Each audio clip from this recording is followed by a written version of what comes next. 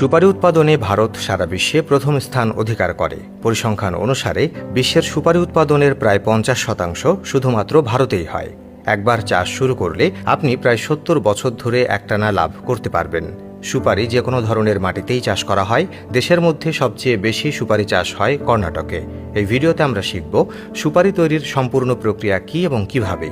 আমরা যে সুপারি কিনি তা সরাসরি গাছ থেকে আসে, তবে এটা গাছ থেকে তোলা হয় না। কিন্তু সুপারি ফলটি দেখতে এরকম কিছু।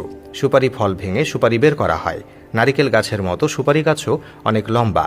ভারতে আন্দামান নিকোবর, কর্ণাটক, মিজোরাম, কেরালা, মেঘালয় এবং মহারাষ্ট্রের মতো শহরগুলির ঠান্ডা অঞ্চলে সুপারি চাষ করা হয়। ডিসেম্বর থেকে ফেব্রুয়ারির মধ্যে এই গাছগুলোতে ফল আসতে শুরু করে। এদের ফল দেখতে খেজুরের মতো। তাদের ফল থোকায় থোকায় আসে।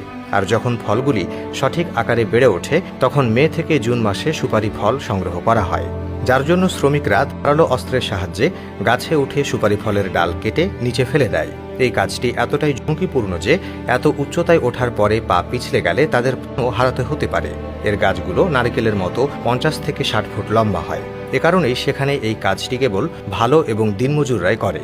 সমস্ত সুপারি ডাল পরবর্তী প্রক্রিয়াকরণের জন্য পাঠানো হয়, যেখানে সুপারি পিটিয়ে ডাল থেকে সব ফল আলাদা করা হয়। এই কাজটি করতে অনেক পরিশ্রম করতে হয়। এরপর সব ফল একে একে খোসা ছাড়ানো হয় এবং ফলের ভেতর থেকে সুপারি বের করা হয়। এই কাজটি বেশ ঝুঁকিপূর্ণ, কারণ একটি ছোট ভুল তাদের ক্ষতির মুখে ফেলতে পারে। এ কারণেই এই শ্রমিকরা সুপারি ফল খোসা ছাড়ানোর সময় হাতে চামড়ার গ্লাভস পরে এই কাজটি করে। তাদের হাত কাটা হয়নি। এখানে শতাধিক শ্রমিক কাজ করে। কথিত আছে যে তার পূর্বপুরুষরাও একই কাজ করে আসছেন, এমনকি তাদের সন্তানেরাও খুব দ্রুত এই কাজটি করতে পারে। কিন্তু এখন এই ফল থেকে আহরিত সুপারি তেতো স্বাদের।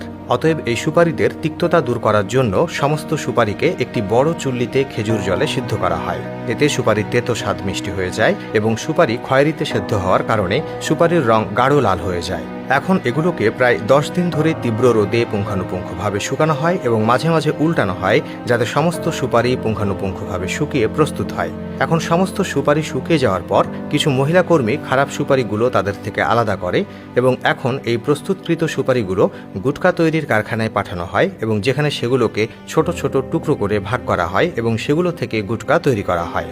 যদি আপনি সুপারি না খেয়ে থাকেন তাহলে অবশ্যই দেখেছেন, কারণ এই সুপারি পান অথবা পান মশলায় যোগ করা হয় এবং কাঁচা সুপারি চিবানো আমাদের রোগ প্রতিরোধ ক্ষমতার জন্য খুবই উপকারী। প্রতিদিন সুপারি খেলে পেটের সমস্যা থেকে মুক্তি পাওয়া যায়।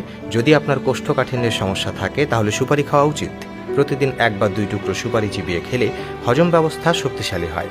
এটি শরীর থেকে বিষাক্ত পদার্থ দূর করতে সাহায্য করে এবং কোষ্ঠকাঠিন্য থেকেও মুক্তি দেয়। কিন্তু হয়তো আপনি জানেন না কিভাবে এই সুপারি তৈরি হয়। একটি গাছ থেকে প্রায় 2 থেকে 3 কেজি সুপারি পাওয়া যায়।